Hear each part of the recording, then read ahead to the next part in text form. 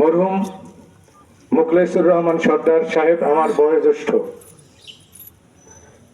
আমি যতটুকু জানি তার সামাজিক কর্মকাণ্ড সবকিছু হয়তো আমি প্রত্যক্ষ করি নাই, পড়াশোনার সুবাদে দূরে থেকেছি, কিন্তু আমি জানি তিনি আমার বড় ভাইদের সাথে, যেমন মরহুম অ্যাডভোকেট আনোয়ার হোসেন সাহেবের সাথে চলাফেরা করেছেন।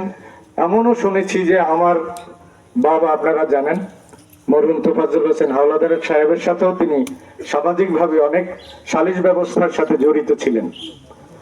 কাজেই এই পরিবারের সাথে একটা সম্পর্ক, একটা নিবিড় সম্পর্ক ছিল তার সাথে, তার ভাইয়ের এবং তার সন্তানদের সাথে। উনি কি ধরনের লোক ছিলেন সে সম্পর্কে আর আমি বিস্তারিত কিছুই বলবো না।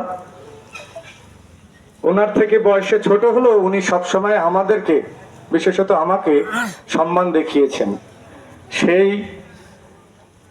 জন্য এবং যেটা আমার স্বজন, পাড়া প্রতিবেশী, আত্মীয় স্বজন, সেই হিসেবেই অত দূর থেকে, বরিশাল থেকে সবসময় আসাও হয় না, কিন্তু ছুটে এসেছে। এটার জন্য আল্লাহর কাছে অনেক শুকরিয়া।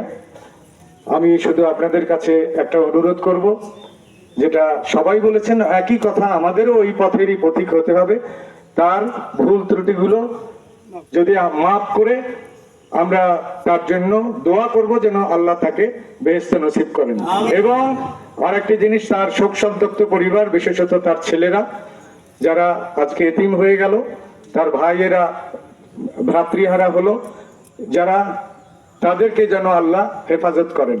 আমি এইটুকু বলেই আমার বক্তব্য শেষ করছি। আসসালামু আলাইকুম।